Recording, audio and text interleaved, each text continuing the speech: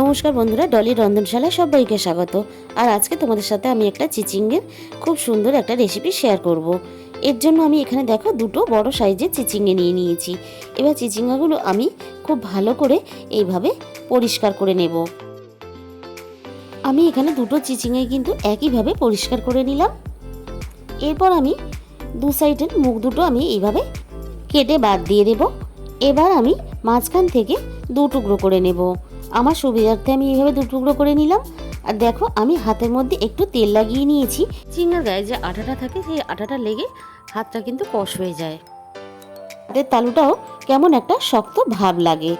এইভাবে হাতের মধ্যে তেল লাগিয়ে নিয়ে কাটলে চিচিঙ্গা হাতটাও পরিষ্কার থাকে। বন্ধুরা, তোমরা অনেকেই হয়তো আমার মতন কাটো এইভাবেই হাতের মধ্যে তেল লাগিয়ে। দেখো এবারে যাই হোক, মাঝখান থেকে চিচিঙ্গাগুলো আমি কেটে নিলাম।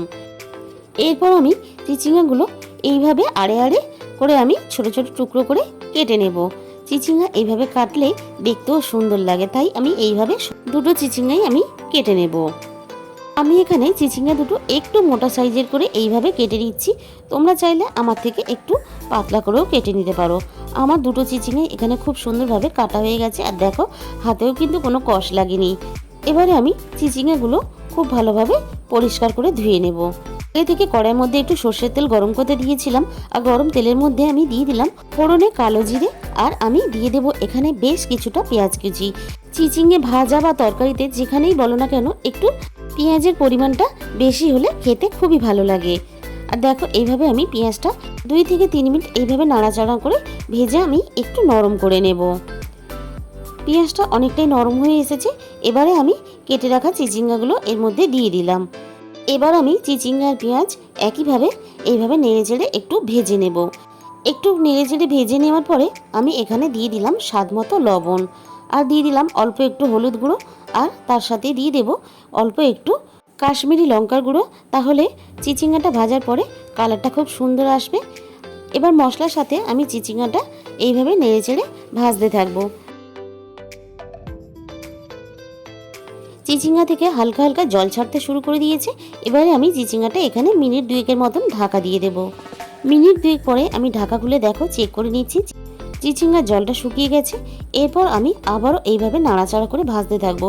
চিচিঙ্গা একটু ভাজতে সময় লাগে, কারণ চিচিঙ্গা গায়ে আগুন লাগতে একটু সময় লাগে। কড়ার গায়ে আমি এইভাবে একটু ছড়িয়ে দিলাম। দেখো আমি আবারও এইভাবে নাড়াচাড়া করে কড়ার গায়ে আমি এইভাবে ছড়িয়ে দেব, তাহলে চিচিঙ্গাটা একটু কম সময় লাগবে ভাজতে।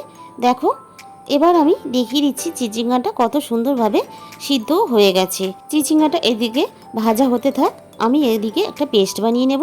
আমি দিয়ে দিলাম অল্প পরিমাণ চীনাবাদাম, আর দিয়ে দিলাম 1 চামচ পরিমাণ বেসন। বেসনের পরিমাণ কিন্তু এর থেকে আর বেশি দেওয়ার প্রয়োজন নেই। আর দিয়ে দিলাম একটা কাঁচা লঙ্কা। তোমরা এখানে কাঁচা লঙ্কাটা নাও ব্যবহার করতে পারো। এবার দেখো একটা দানা দানা পেস্ট বানিয়ে নিয়েছি। এবার চিচিঙ্গার মধ্যে এই পেস্টটা আমি ঢেলে দেব। বন্ধুরা, একবার হলেও তোমরা এইভাবে কিন্তু চিচিঙ্গা ভাজা করে খেয়ে দেখতে পারো। এটা ভাত রুটি সব কিছুর সাথে খুবই সুন্দর লাগে খেতে।